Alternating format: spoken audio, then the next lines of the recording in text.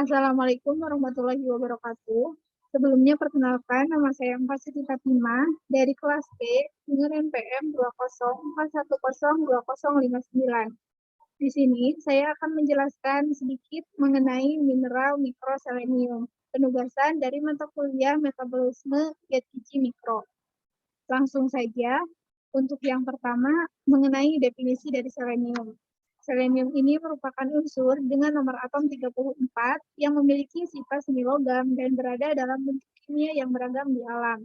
Selenium terdapat dalam dua bentuk, yaitu dalam bentuk inorganik dan dalam bentuk organik. Untuk bentuk inorganik dari selenium ini adalah selenat dan selenit. Sedangkan dalam bentuk organiknya adalah selenometionin dan selenocysteine. Berikut ini bisa teman-teman lihat di bawah terdapat gambaran dari struktur selenium selenat dan selenit, begitupun dengan struktur selenium selenocysteine dan selenometionin. Selanjutnya peran dan fungsi dari selenium, di mana yang pertama, selenium ini bekerja sebagai antioksidan yang berperan dalam memperkuat kekebalan tubuh dan melawan stres oksidatif.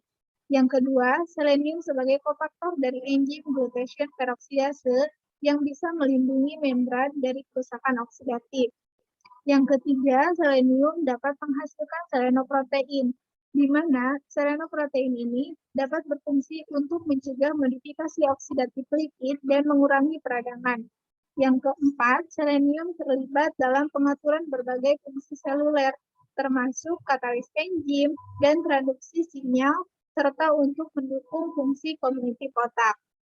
Yang terakhir, selenium juga berperan dalam mengurangi insiden serta kematian dari beberapa jenis kanker dan juga efek samping toksik dari kemoterapi. Selanjutnya, salah satu peran selenium adalah dalam stres oksidatif, di mana selenium ini sebagai antioksidan dimulai dari penggabungannya ke dalam selenoprotein. Selenoprotein sendiri berfungsi sebagai pelindung terhadap stres oksidatif melalui pengeluaran ROS atau reaktif oksigen spesies dan RNS atau reaktif nitrogen spesies. Stres oksidatif yang disebabkan oleh faktor sistemik dan juga lokal ini bisa menyebabkan artropati dan selenoprotein akan memainkan peran protektifnya dalam pemeliharaan homeostatis redox. Di samping ini bisa teman-teman lihat adalah gambaran dari metabolisme peran selenium dalam stres oksidatif. Osteoartritis merupakan salah satu dari bentuk atropati yang terkait dengan berbagai etiologi yang melibatkan faktor sistemik dan faktor lokal seperti penuaan, kelainan metabolisme, dan juga stres mekanis yang memang terkait dengan penggunaan berlebihan, cedera, ataupun ketidaksejajaran. Faktor penyebab OA atau osteoartritis ini mengganggu keseimbangan antara produksi ROS dan juga antioksidan, sehingga mengakibatkan akumulasi dari stres oksidatif. Disregulasi homeostatis redox menyebabkan gangguan homeostatis tulang rawan dan mengarahlah pada perkembangan atropati seperti KBB ataupun OA sendiri yang tadi yaitu osteoartritis. Lalu peran selenium dalam fungsi kognitif otak. Selenium ini terbukti dapat meningkatkan kemampuan memori otak yang menua serta mengembalikan kemampuan kognitif yang hilang akibat stroke. Dibuktikan oleh studi tentang dampak olahraga pada otak yang menua telah menemukan kuncinya bagaimana protein ini bisa mengangkut selenium dalam darah lewat kegiatan aktivitas fisik, di mana olahraga dapat menciptakan neuron baru di otak. Selenium juga dapat menjadi terapi baru untuk bisa meningkatkan fungsi kognitif pada orang yang tidak mampu untuk berolahraga, yang disebabkan karena kesehatan yang buruk ataupun usia yang tua. Di samping ini bisa teman-teman lihat gambaran dari metabolisme peran selenium dalam fungsi kognitif otak. Lalu peran selenium pada kanker, di mana peran utama selenium dalam kanker ini adalah efek dari antioksidannya. Selenium NPS atau selenium nanopartikel akan memasuki sel kanker dan menumpuk di sitosol. Interaksi selenium NPS dengan selenium atau selenium nanopartikel dengan membran mitokondria akan bisa menghasilkan pelepasan sitokrom C melalui jalur intrinsik apoptosis. Berikut ini di bawah bisa teman-teman lihat adalah gambaran dari metabolisme peran selenium pada kanker. Untuk mekanisme selenium mencegah sel kanker sendiri, yang pertama, regulasi lipoksigenase, enzim penghasil molekul inflamasi yang dapat mencetuskan pertumbuhan kanker. Lalu, reduksi langsung dari stres oksidatif yang memang bisa menyebabkan kerusakan radikal bebas. Yang ketiga, perlindungan terhadap selenoprotein yang mendaur ulang antioksidan. Selanjutnya, detoksifikasi logam yang menginduksi sel kanker dan induksi enzim hati protektif pada fase kedua yang menetralisir racun karsinogen organik. Selanjutnya, menghambat kerusakan DNA awal dari perubahannya menjadi kanker. Lalu, inaktivasi faktor transkripsi molekuler yang dibutuhkan oleh sel kanker ini untuk membantu pertumbuhan dan perkembangannya.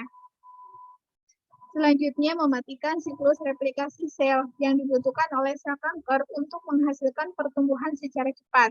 Selanjutnya, induksi apoptosis, program kematian sel, kemampuan sel tubuh normal yang hilang pada sel kanker, sehingga memampukan sel kanker ini untuk melakukan reproduksi secara cepat. Lalu, merangsang aktivitas sistem imun untuk deteksi dan menghancurkan sel kanker yang mulai tumbuh. Selanjutnya, melemahkan reseptor hormon seks yang digunakan oleh kanker tertentu untuk menopang pertumbuhannya. Dan yang terakhir, menghambat invasi tumor dan metastasis. Selanjutnya, sumber selenium. Untuk sumber selenium sendiri, ini dapat diperoleh dari suplemen, makanan, minuman. Untuk kandungan selenium tertinggi pada makanan ini terdapat pada daging dan juga makanan laut. Untuk kandungan selenium dalam tanaman diperoleh dari tanah yang ditentukan oleh kadar selenium dalam tanah, kemampuan tanaman untuk menyerap selenium, dan spesies tanamannya. Suplemen selenium sendiri terdapat dalam dua jenis, yaitu suplemen multivitamin mineral dan suplemen khusus selenium. Selenium dalam suplemen ini biasanya berupa selenometionin, kaya selenium, sodium selenit, ataupun sodium selenat. Di samping ini bisa teman-teman lihat ada gambaran dari makanan sumber selenium seperti kacang Brazil, ikan tuna, hati sapi, ikan sarden, daging ayam, telur ayam, dan juga kuaci.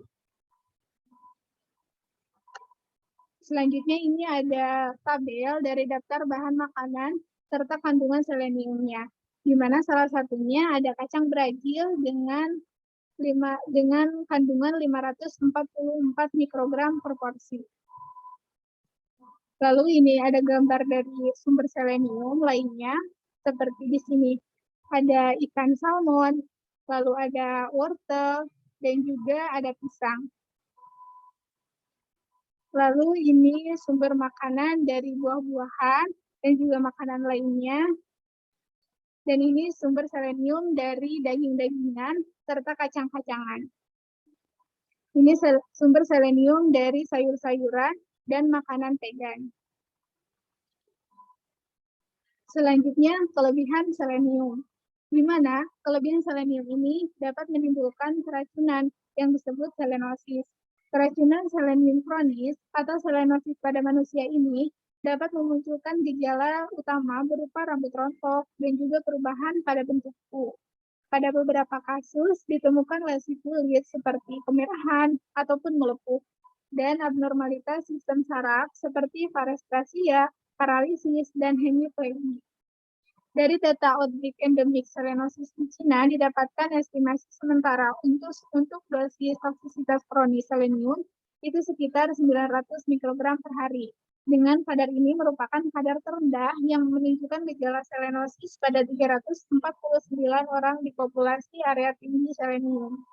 Di samping ini, bisa teman-teman lihat ada gambar dari orang yang mengalami kelebihan selenium, di mana rambutnya mengalami kerontokan dan juga terjadi perubahan pada bentuk kukunya. Lalu kekurangan selenium. Kekurangan selenium ini dapat menyebabkan penyakit Keshan, penyakit Kasim B, gangguan tiroid, kanker, penyakit kardiovaskular, dan gangguan reproduksi. Untuk penyakit Keshan sendiri, merupakan kelainan kardiomiopati anak, terutama pada usia 2-10 tahun, yang ditandai dengan berkurangnya fungsi otot jantung dan klasifikasi miokardium. Untuk penyakit KSN ini disebabkan oleh Enterovirus coxsackie yang menjadi kardiovirulen pada hospes dengan defisiensi selenium. Di samping ini bisa teman-teman lihat ada gambaran dari orang yang mengalami kekurangan selenium. Selanjutnya, metabolisme dari selenium.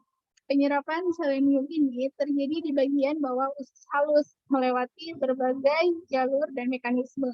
Terkadang penyerapannya terjadi bersamaan dengan sulfur karena sifat kimianya yang mirip.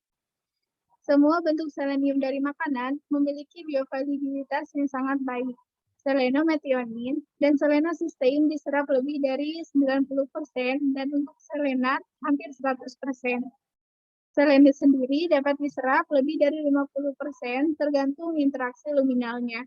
Untuk bentuk organik, memang lebih dapat bertahan lama dalam tubuh dibandingkan untuk bentuk inorganik. Setelah diserap, selenium ini akan dibawa ke hati untuk dimetabolisme. Dan dari semua bentuk selenium, selenocysteine memang memiliki keistimewaan karena selain dapat langsung dari luar tubuh, derivat selenium lain seperti selenometionin akan diubah menjadi selenocysteine. Selain itu, selenocysteine juga bisa disintesis oleh tubuh untuk prosesnya terkode secara genetik di sistem ribosom. Karenanya, selenocysteine ini dikenal sebagai asam amino ke-12 dan untuk selenocysteine ini akan diubah menjadi selenit bersama selenium inorganik dan dengan bantuan ATP akan menghasilkan selenoprotein. Selanjutnya, setelah selenoprotein dikatabolisme, selenium akan dikembalikan menjadi selenocysteine. Dan selenoprotein yang sudah diproduksi di hati akan dilepaskan ke aliran darah dan didistribusikan ke organ targetnya di mana tempat selenoprotein ini akan bekerja. Untuk kelebihan selenium, ini akan dikeluarkan dengan mekanisme metilasi menjadi dimetil selenida atau DMSI yang diekspresi melewati napas, kulit, feses, dan gula selenid, serta trimetil selenida yang diekspresi melewati urin. Ini ada gambaran dari metabolisme selenium. Untuk penjelasannya yang sudah tadi saya paparkan. Selanjutnya, kecukupan selenium. Kebutuhan asupan dari selenium individu tergantung pada jenis kelamin, usia, kehamilan, dan area geografis.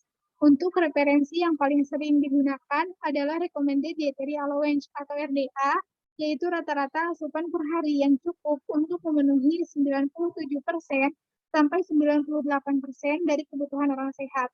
Asupan selenium harian yang aman adalah 750 sampai 850 mikrogram.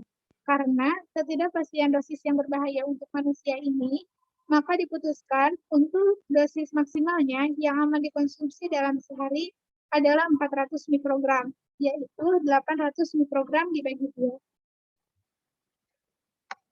Ini ada tabel dari batas maksimal asupan selenium per hari yang masih dapat ditoleransi oleh tubuh menurut usia, jenis kelamin, dan status hamil dan menyusui. Contohnya pada usia 0 sampai 6 bulan. Pada pria membutuhkan 45 mikrogram dan untuk wanita 45 mikrogram. Lalu ini juga ada RDA selenium menurut usia, jenis kelamin, dan status hamil serta menyusui. Contohnya pada usia 0 sampai 6 bulan, RDA selenium untuk pria adalah 15 mikrogram dan untuk wanita 15 mikrogram. Catatannya, untuk kelompok usia di bawah 1 tahun, kecukupannya dinilai sama dengan bayi sehat yang mengonsumsi ASI. Ini untuk referensi yang saya gunakan, dan sekian yang dapat saya sampaikan. Kurang lebihnya saya mohon maaf. Terima kasih. Wassalamualaikum warahmatullahi wabarakatuh.